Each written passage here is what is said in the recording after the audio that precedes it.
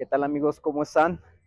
Algo que también me llama bastante la atención y que es algo en lo que hablamos diferente es el uso de los diminutivos. En este sentido, ustedes todas las palabras las terminan en co o en ico. Un ejemplo, podríamos decir un tintico, un momentico, un ratico, calientico, etcétera. Mientras nosotros le damos la terminación ito o to.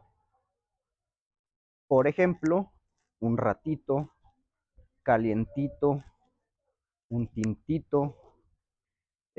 Por ahí en los comentarios qué otra palabra agregarían ustedes y cómo lo dirían. Hasta la próxima, amigos.